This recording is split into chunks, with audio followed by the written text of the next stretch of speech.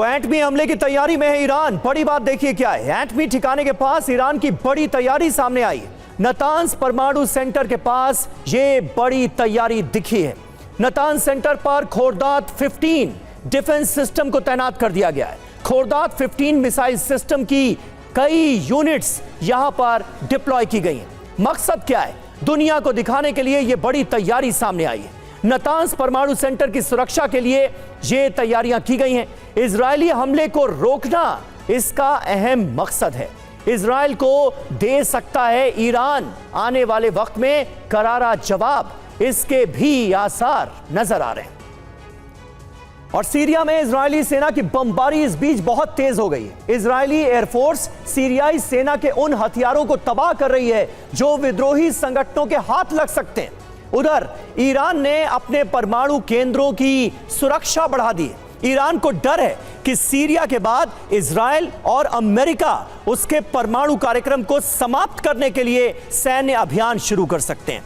तो सवाल तो यही है कि क्या सीरिया के बाद इजरायल और अमेरिका का अगला टारगेट ईरान है?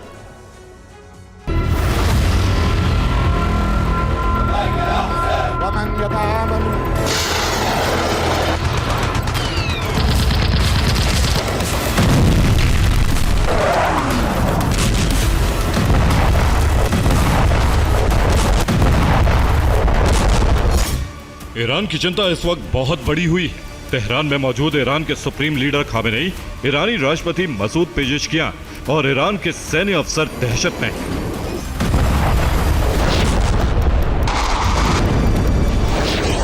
ईरानी इंटेलिजेंस को खुफिया इनपुट मिला है कि सीरिया के बाद इजराइल और अमेरिका ईरान के खिलाफ सैन्य अभियान लॉन्च कर सकते हैं।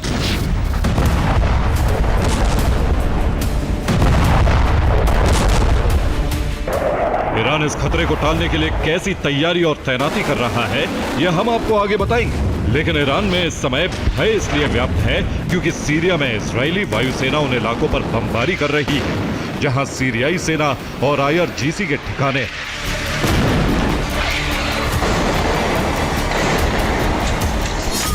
इजराइल ने दमिश्क, होम्स और हमा में सिर्फ 4 घंटे के अंदर 52 एयर स्ट्राइक की। ये मिसाइल वर्षा रूस और सीरिया की संयुक्त सेना, जिसे सीरियन अरब आर्मी कहते हैं, उसके ठिकानों और हथियार गोदामों पर की गई। इजरायली सेना के मुताबिक उसके हमले में सभी टारगेट पूरी तरह से ध्वस्त हो गए।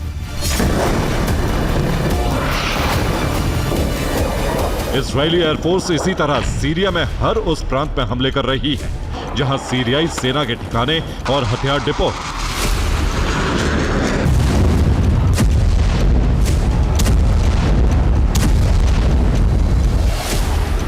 इजरायली सेना ने सीरिया में मौजूद उस पूरे रूट को भी तबाह कर दिया है जिसके जरिए हिजबुल्लाह को ईरानी हथियारों की सप्लाई होती थी। इस बात की पुष्टि खुद हिजबुल्लाह के चीफ नईम कासिम ने की है।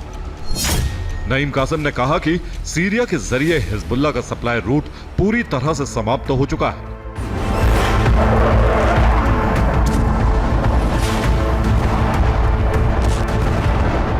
हथियार सप्लाई रूट ध्वस्त हो चुका है, लिहाजा हिजबुल्लाह के अस्तित्व पर अब तक का सबसे बड़ा खतरा मंडराने लगा है।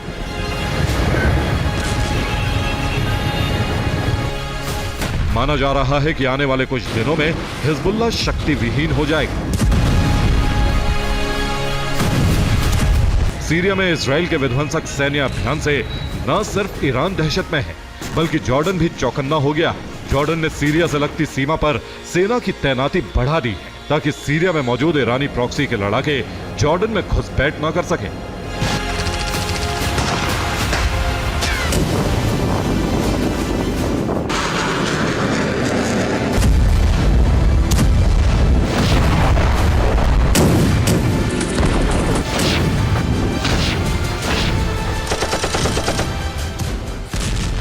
सीरिया के 3 टुकड़े होने और उन तीनों टुकड़ों पर 3 देशों का कब्जा होने की आशंका तब और बढ़ गई जब तुर्की के राष्ट्रपति एर्दोआन ने कहा कि आने वाले वक्त में सीरिया के कई प्रांतों पर तुर्की का कब्जा हो सकता है।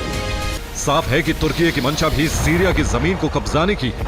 उधर अमेरिका सीरिया में उन इलाकों पर कब्जा करता जा रहा है जिन इलाकों को रूसी सेना छोड़ रही है। यही वजह है कि सीरिया पर 3 देशों के कब्जे का खतरा बढ़ता जा रहा है।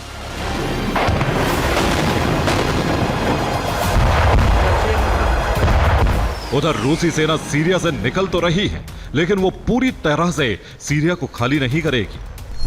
क्रेमलिन से जुड़े सूत्रों का कहना है कि रूसी सेना सीरिया में आगे भी मौजूद रहेगी। इसके लिए रूस विद्रोही संगठन हयात तहरीर अल शाम से बातचीत कर रहा है।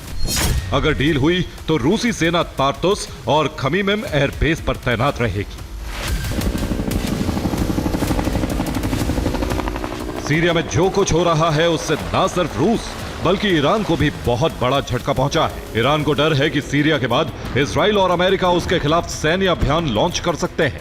यही वजह है कि ईरान ने अपनी सुरक्षा को चाक चौबंद कर दिया है।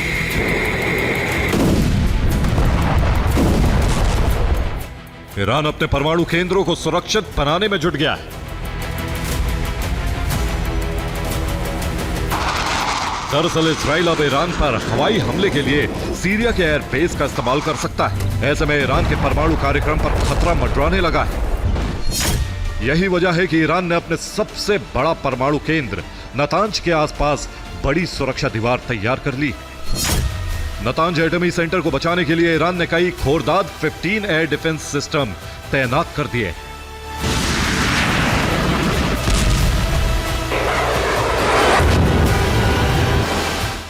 लेकिन सच यह है कि अगर इजराइल और अमेरिका ने ईरान के परमाणु ठिकानों पर धावा बोला तो वो अपने एटमी मिशन की रक्षा कर पाएगा।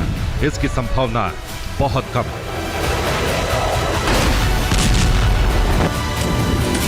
Bureau report, TV9 Bharatvarsh.